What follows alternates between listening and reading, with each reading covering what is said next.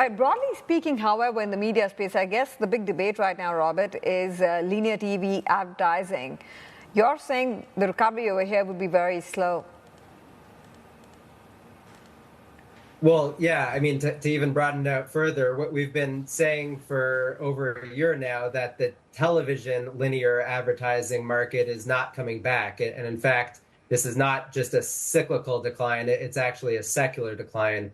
And we've seen that play out over the second half of last year, and we expect that to continue into this year, despite all the other noise that's out there from the strikes and macro and all the other different company dynamics.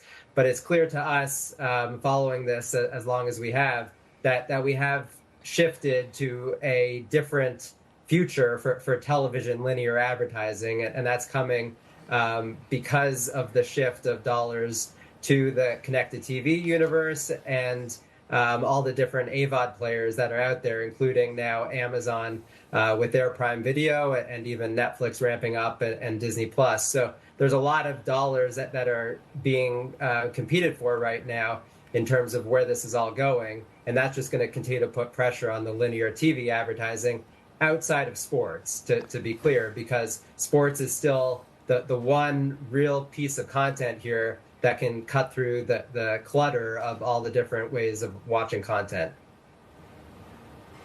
That's exactly where I was going to go with that, Robert, because I was going to ask, are sports the exception to the rule, considering if you look at the NFL viewership, you look at some of the college basketball viewership, especially anything to do with Iowa, and perhaps I should say UConn as well in terms of how the Final Four shook out.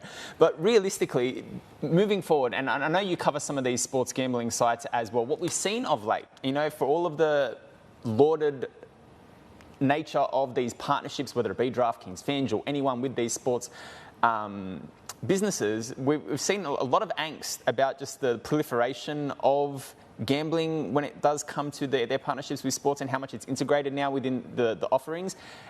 Are we going to have I don't want to say a come to Jesus moment, but a significant regulatory rethink? Because I would imagine that, as economies are under pressure, as more and more people become problem gamblers, that's now overt as opposed to covert when you'd have illegal gambling. Do you foresee this becoming a big concern? Because it's already, the rumblings are starting. No, you're exactly right. I mean, the rumblings are really starting, and you've seen that play out over the past few weeks and months. And I guess taking a step back, I think it is clear that sports betting is helping drive some of the viewership increases that we have been seeing across some of the major sports that you mentioned. But in terms of the regulatory framework and the potential backlash against the sports betting companies, we think that we're in the very early days of that in the U.S. Clearly, there are other countries led by the UK that have gone through that process already.